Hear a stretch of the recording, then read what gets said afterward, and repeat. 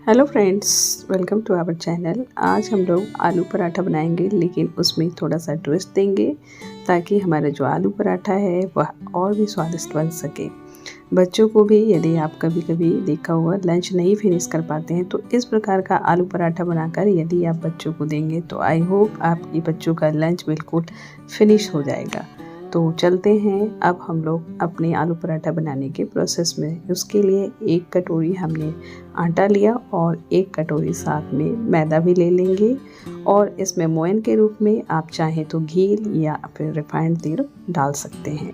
साथ ही थोड़ा सा अजवाइन जो हमारे पेट के लिए काफ़ी अच्छा होता है, और लगभग 1 चम्मच नमक डाल देंगे और इन सब चीज़ों को अच्छी तरह से हम लोग मिक्स कर लेंगे।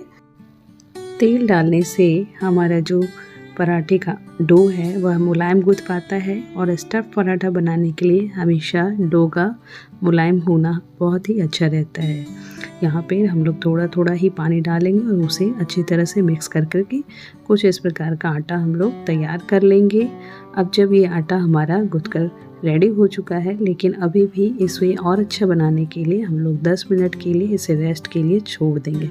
अब दूसरी तरफ जो है स्टफिंग के लिए हम लोग उबले हुए आलू को ग्रेटर से कुछ इस प्रकार से ग्रेट कर लेंगे। अब इसमें बारीक कटा हुआ प्याज डालेंगे, लगभग 1 से 2 प्याज हमने डाला है, और ये है हमारा बारीक कटा हुआ धनिया। धनिया डालने के बाद यदि आप चाहें तो हरी मिर्च डाल सकते हैं, और यदि आपके बच्चे नहीं खाते तो इसे स्किप भी कर सकते हैं। इसके बाद जो है ये नमक है, लगभग 1 चम्मच मैंने डाला है, आप अपने आलू के हिसाब से डालें। साथ ही ये है चाट मसाला, और ये है हमारा भुना हुआ जीरा, जिससे बहुत ही अच्छा टेस्ट आता है, और साथ में गरम मसाला, वह भी बहुत थोड़ी मात्रा में। और ये जो कि काफ़ी हमारे पराठे का टेस्ट जो है काफ़ी इन्हांस हो जाता है, वह है कसूरी मेथी। तो कसूरी मेथी को भी डालने के बाद जो है ये सारा मटेरियल जो है अच्छी तरीके से हम लोग मिक्स कर लेंगे, और ये हमारा जो है स्टफिंग जो तैयार हो चुका है लगभग। अब कुछ इस प्रकार से इसको अलग अलग एक लोई के रूप में इसे तैयार कर लेंगे, ताकि जब हम पराठा बनाने लगे तो इसे बस उठाओ और पराठे में भरकर सीधे पराठा बेल सको। और इससे ये भी एक आइडिया लग जाता है कि लगभग कितना पराठा हमारा तैयार हो पाएगा। अब दूसरी तरफ जो है हम लोग का जो आटा है वो हम लोग देख लेते हैं कि कैसा हो रखा है। ये देखिए हमारा आटा जो है बिल्कुल सॉफ्ट हो चुका है, और कुछ इस प्रकार के देखिए। दूसरी तरफ जो है हम लोग साथ में पराठा जो है बिना चटनी उटनी के तो मज़ा ही नहीं आता है, तो यहाँ पे हम लोग चटनी के लिए जो है हरी धनिया पत्तियाँ, और इसमें अदरक 1 इंच अदरक का टुकड़ा, 2-4 लहसुन की कलियाँ, और मिर्च चूँकि मैं ज़्यादा खाती हूँ तो मैंने 3-4 मिर्च डाला है, और साथ में सबसे ज़रूरी जो कि नींबू, 1 नींबू हमने निचोड़ लिया, और ये चटनी हमारा बनकर तैयार हो चुका है। अब चलते हैं हम लोग पराठा बनाने की तरफ। एक एक लोई कुछ इस प्रकार से ऐसे बेल लेंगे पराठे के लिए, और फिर जो है इसे जो है बेलने के बाद आराम से धीरे धीरे हल्के हाथों से ही पराठे को बेलें, क्योंकि बर्तन जितना कम यूज़ करेंगे उतना ही आपका पराठा सॉफ्ट बनेगा।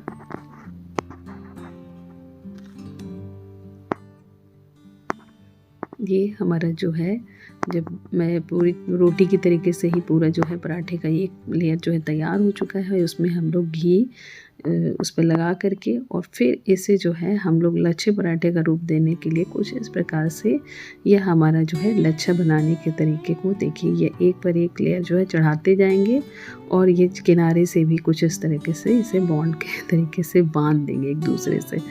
फिर ये अपना जो है रोल करेंगे इसको। अभी देखिए कैसे हम रोल करना होता है, ये इस तरीके से हम लोग इसे रोल करेंगे।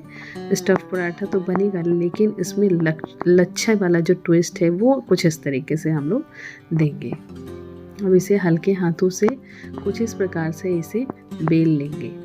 टाइप के पराठे को जब हम बनाते हैं तब ना तो बेलते वक्त फटने का कोई डर रहता है, और ना ही इसे सेकते वक्त इसमें घी अंदर जाने का डर रहता है। ऐसा इसलिए क्योंकि पूरी एक लेयर हम नीचे उस पर हम लोग इस तरह से स्टफिंग को कुछ डालते हैं, और पूरे अच्छी तरीके से इसे इसमें फैला लीजिए। और फिर ऊपर से एक दूसरी लेयर जो कि बेल के हमने रखी थी उसे कुछ इस प्रकार से चिपका देंगे और फॉक के माध्यम से चाहें तो इसमें एक तरीके का डिज़ाइन भी बना सकते हैं। अब इसे आराम से पहले से ही हमने हीट कर रखा था तवा को और ये तवे पे हमने डाल दिया। जब एक तरफ से सेक जाए तो पलट करके घी या फिर बटर जो आपकी इच्छा हो वह आप लगाएं और दोनों तरफ से अच्छी तरह से बिल्कुल बराबर से इसे दबा दबा कर सेक लें। जब बिगनर या बैचलर जो होते हैं उन्हें पराठा बनाते वक्त पराठे की स्टफिंग भरने में कुछ परेशानी होती है, जो कि इस टाइप के पराठे में खास करके उनकी ये दिक्कत बिल्कुल ख़त्म हो जाती है। और ये पराठा बिल्कुल रेडी हो चुका है अब हमारा। यदि आप टेढ़ी मेढ़ी भी इसमें रोटी बेलते हैं या फिर पराठा जैसे हमारा गोल नहीं भी बेल रहा है तो भी हम आराम से इस प्रकार के पराठे को आसानी से बना सकते हैं। बैचलर्स को सबसे बड़ी दिक्कत होती है कि उनकी रोटी गोल नहीं बेल पाती है, तो कोई बात नहीं, मुलायम भी नहीं बन पाती है। तो इस तरीके से यदि हम मान लो आटे की एक पूरी गोली लेकर के टेढ़ा मेढ़ा भी बेल लो और उसमें घी या बटर की लेयर लगा करके इस तरह से लच्छा तैयार कर लो और लच्छे को बिल्कुल एकदम से बेल करके इसमें ऊपर से एक और बस दोनों पैर को चिपका कर आराम से बस पराठा रेडी। और ये पराठा खाने में भी बहुत अच्छा लगता है। जब आप हरी धनिया की चटनी के साथ इसे आप खाएंगे ना तो आपका जो टेस्ट है वो आपका मज़ा दुगना हो जाएगा। देख रहे हैं ये पराठा बिल्कुल एकदम क्रिस्पी सिक करके तैयार हो चुका है और इसे देखकर तो मेरे मुंह में पानी आ रहा है।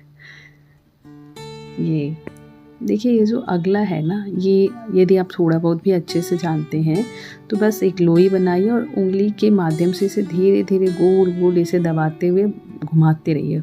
ये कटोरी बन जाएगी और उसमें एक जो बॉल हम लोगों ने बना के रखा था स्टफिंग का वो इसमें बीच में डालिए और इसे हल्के हाथों से ऊपर की तरफ उठाते जाइए और आलू को हल्का सा नीचे उंगलियों से दबा दीजिए बीच में।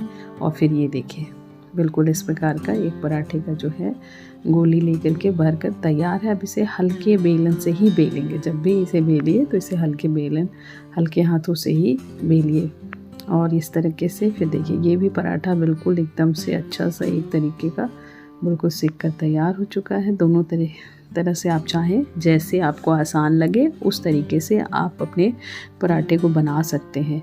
मैंने ये एक चीज़ ये देखा है कि बच्चे जो है और कोई रेसिपी बनाकर दो तो भले ही वो ना कंप्लीट करके फिनिश करके आएँ स्कूल से, लेकिन इस प्रकार का जैसे ये आलू पराठे को क्या करें कि 4 टुकड़ों में ऐसे डिवाइड कर दें बिल्कुल एकदम से पिज़्ज़ा कटर की मदद से। यहाँ पर हमारा आलू का लच्छा पराठा रेडी हो चुका है। आप इसे चाहें तो धनिया की चटनी या फिर इमली की मीठी चटनी या फिर रायता किसी के साथ भी सर्व कर सकते हैं और बच्चों को भी यह बहुत पसंद आएगा। आई होप आपको ये वीडियो पसंद आया हो। यदि पसंद आया तो प्लीज़ मेरे चैनल को सब्सक्राइब करना ना भूलें।